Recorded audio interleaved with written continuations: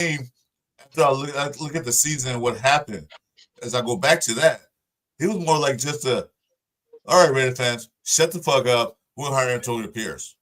But he's not going to run the team. He's going to be a figurehead, okay? So he gets, because Mark Davis was losing his fan base behind the Josh McDaniels shit.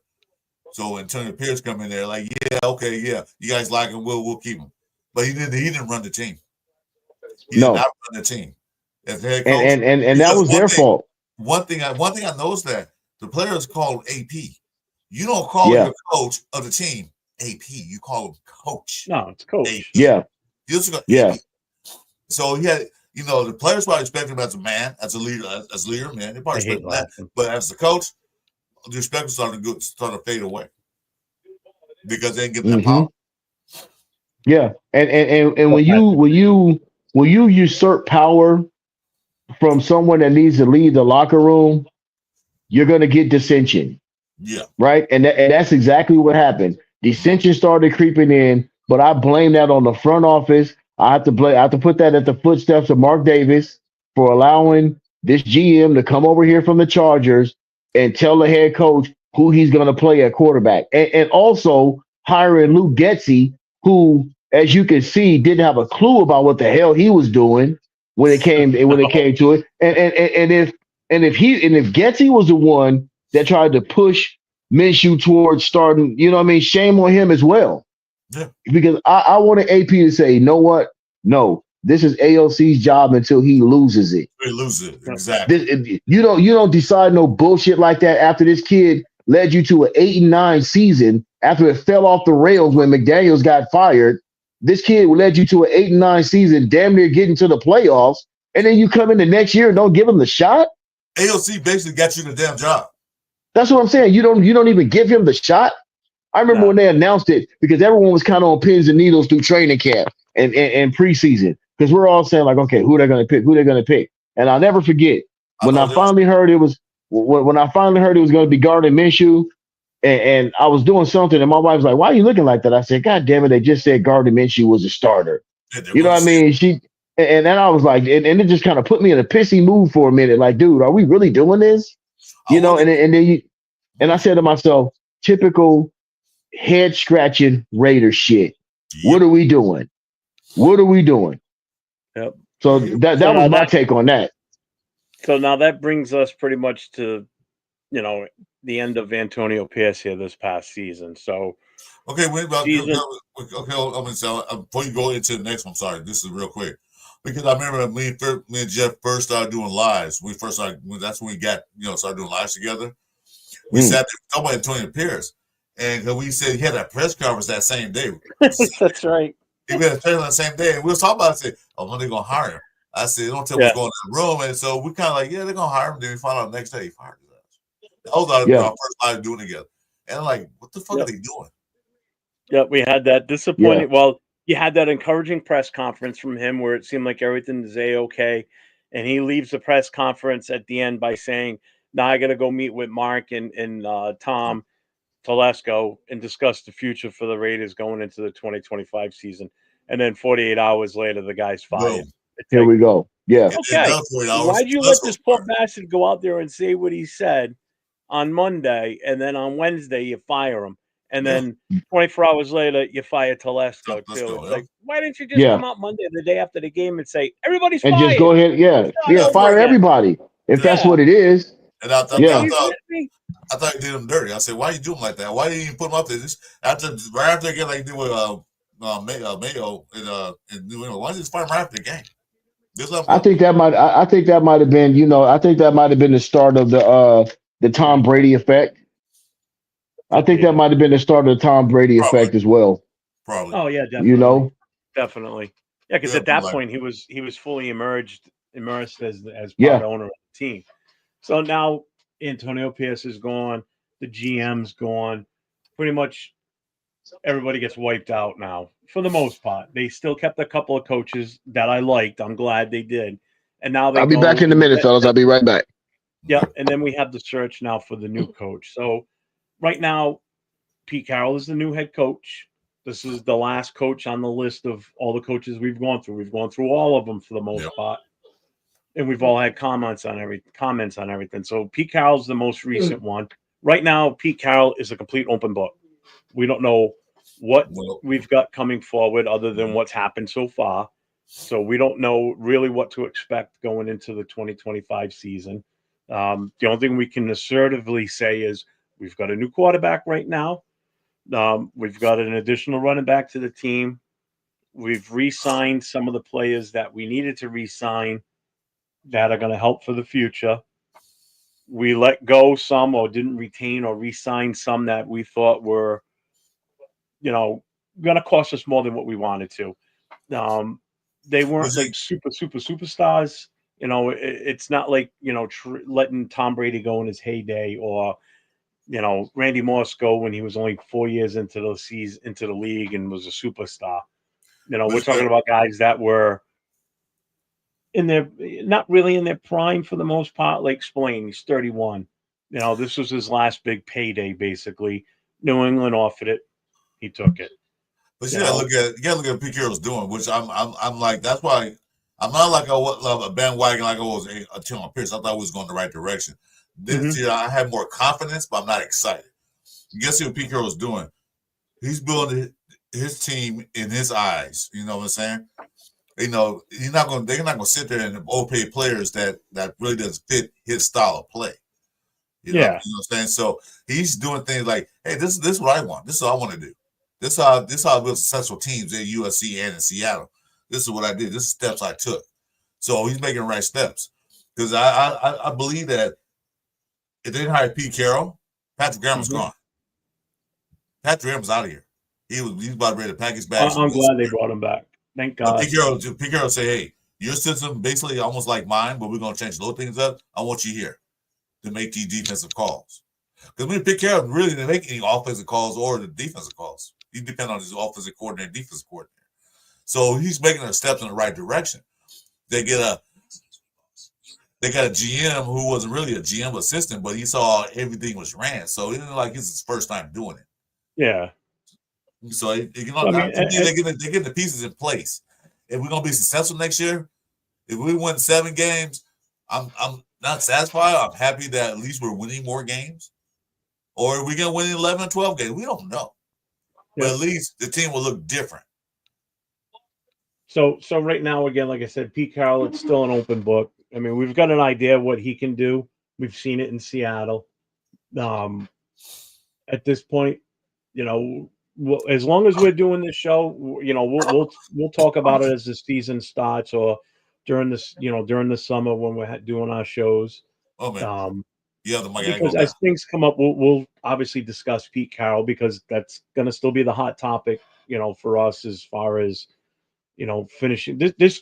Basically, this coaching list that we just went through is a work in progress still, because there's unfinished business with this discussion because Pete Carroll's still new to the team. So just make sure you guys check in with us. Every Saturday night we come on at 9:00 Eastern time. 6:00 Pacific. Make sure you get over to Chris 4 Raiders, hit the subscribe, hit the notification, hit the thumbs up.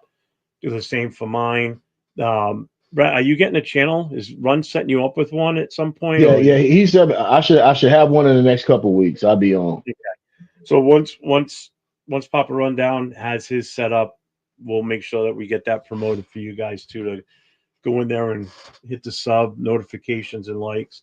Because this is the normal panel on a Saturday night is going to be the 3 of us. And again, it's talking Raider history. Yes, it is. So, I mean, this is something I'm passionate about. And I know these 2 gentlemen are too also, being old school Raider fans, Without a doubt. So we're doing this to help educate the youngsters. And there's some old fellas that are in the chat that I see. So I see them commenting. And I appreciate everybody that's been commenting and interacting with us. I try to get to your chats as much as possible. I appreciate the memberships that were bought early on in the night by Raider Ryan. The super chat from Navman, I appreciate that. Thank you very much.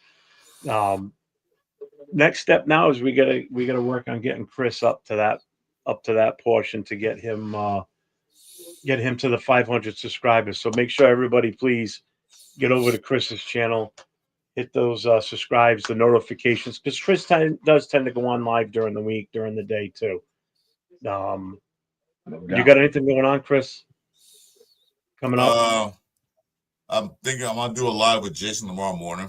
Just gonna talk about things, and then like on Wednesdays I'm gonna do another Greater Nation, Jason. Yeah. Okay. Yeah, J A Sanian. Yeah. And then Wednesday I'm gonna do another one of those. You pick it mock draft where the fans pick instead of me. And I like that because I want to see the pulse of the nation. Who do you guys like? And I like to see it because, like I said, doing the mock drafts, it's always the person doing the mock draft who makes the picks. I want the fans to pick the picks. Who do you guys want to take? You want to take Gente at number 6? Go ahead. This is your choice. But I want to see what you guys think. I do that Wednesday, like between 10 and 12. I don't know the exact time yet, but I'm doing it again. You guys, and you guys can catch Rundown Show. I'm gonna be on one of his shows in the next couple of days too.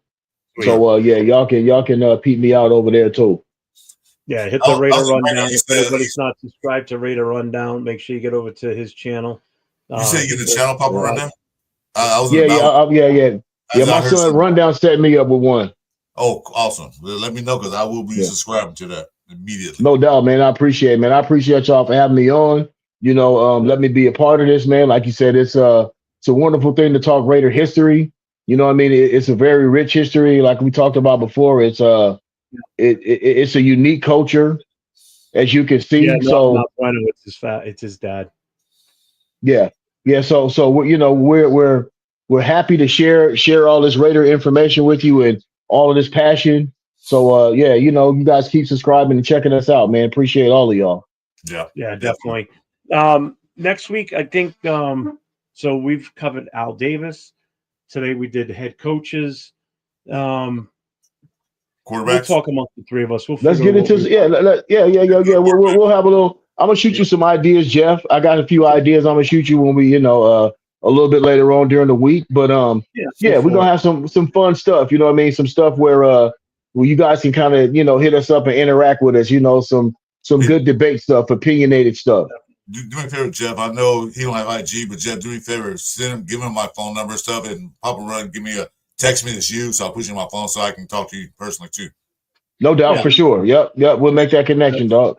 I got another super chat here from Nav, man. Food for thought. He says, if Geno did what he did in Seattle with 28th ranked O-line in 2024, we got no worries at QB. Game changer. Let's go full on Trent. And I believe that. Yeah, I believe that too. If he did what he did in Seattle last year, I'm confident, and which is again why having Pete Carroll as a head coach helps. Players gonna want to come here and play for him. So just know this. If it's Gente or not, the running game is going to be on point, right? Yeah. We know the running game is going to be on point. I think our offensive line is sneaky good. I think we got some pieces on that O-line. I don't know if you guys heard, but yesterday I heard Max Crosby doing an interview, and he was talking about how JPJ has been with him every day. He said Jackson Powers Johnson's been with me every single day, right? So there you already have your leader, your young leader of your offensive line is already starting to emerge, right? He's learning from a leader how to lead a team. That's what he's doing. That's why he's with Matt Crosby. You learn because Matt Crosby is the leader of the defense, so he's following the leader. He's talking to him, getting in his head. Because you remember when they put JPJ at center, the running game improved. But as soon as he took him off, he got bad again.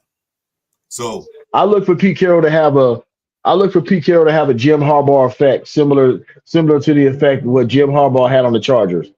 I really do. Especially with us getting a quarterback that he's familiar with. Right?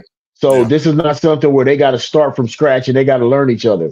So there's a certain portion of hit the ground running that I'm looking forward to when it comes to how this team is going to be ran, how the team is going to be quarterbacked, and certain things like that. Philosophy, you know what I mean? So there is cause for optimism. We still need to have a good draft, but I think there's cause for optimism this year. I don't think that even last year, I don't think that we are as bad as a record showed. remember, we lost a lot of games that we were actually in and could have won, but we just didn't have. You know, if we'd had decent quarterback play, we would have been a lot better. 7 or 8 of those games we were leading at halftime. Yeah. You know, and the instability of quarterback was the undoing of a lot of games last year for us. Just the inconsistency, the lack of a running game, but just the costly mistakes by quarterbacks at the wrong time, not being able to finish drives. Like we got to a point in the season where we were like, okay, well, what time is it? Gardner Minshew's getting ready to make a mistake. That's what it started feeling like. You're like, okay, but when is it gonna come? You know what I mean? Like the shit he pulled in Denver. You know what I mean? Like the stupid intercept, the one he pulled in SoFi. You know, we're winning those games. We're winning those games. We're actually winning those games. You know what I mean? So we had Denver up 10-0. Exactly. We got a touchdown in 17-0 in the first half. What did God mention? Throw it up for grabs. Momentum is very fickle in the NFL. Yeah, you know, like one play causes an avalanche in the NFL, especially if you have a quarterback that if you don't have the right type of quarterback, one play can cause an avalanche, and we saw that last year. That's why I said that's why I'm so happy that Pete understood this early. Go out and get us a stable quarterback. Go out and get us somebody that knows how to play in the NFL and win games. And you know what kills me? People talk about, well, he had 15 interceptions last year. Dude, he was trying to force balls in. Because he had no time. He had the offensive line. Their offensive line was terrible. Their offensive line was terrible. He threw for 4,000 yards. And he played But not only that, Chris, he played the whole they season. won 10 games. They won 10 games. He played the whole season. They won interceptions. Then you only played half the season and got 9. Can you imagine playing the whole season? They won 10 games last year. Yes. They barely missed going to the playoffs. They beat. Remember, people don't want to look. Remember how well the Rams played against the Eagles in that playoff games? Well, remember the last regular season game, Seattle went to LA and beat them. Yeah. And playoff seeding and stuff was on the line. Seattle was trying to get in at that point. Yep. Right? So you got to remember, down the stretch, they beat the 49ers and the Rams with Geno playing well. Mm-hmm. You know what I mean? You can go look those games up. So we have something there. We know we have a capable quarterback that's capable of winning games and not losing them for you. Now starting a especially if you put a good running, especially if you put a good running game behind that. You know what I mean? Which I think which I know we're going to do. That's another thing. He didn't have a good running game too that last year because they were terrible. Their offensive line was terrible. And they were hurt, so he didn't have a running game either. So, you know, Pete Carroll knows what we need because we need a running game and an offensive line. And don't worry about that defense. We got Brock Bowers, we got Jacoby Myers. We got those pieces there already. We can build off of that. Everybody in the chat, don't even worry about the defense. That's gonna trust me. That defense is gonna be solid. That defense is gonna be solid at all. Absolutely not. No. So before we get out of here, only thing I got going on tomorrow morning, 10 o'clock Eastern time, AM, 7 o'clock Pacific, myself and LV Raider 10 have been challenged to play Tecmo Bowl against Afakasi. Oh, wow.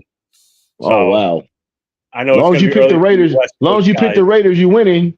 Pick the Raiders, you winning. That's it. I'll be reliving my childhood playing that. You should be good. It's only 2 buttons you got to push, like A and B, so you should be all right. Well, yeah, it's directional arrows and A and B. So I'll just be sitting here like this.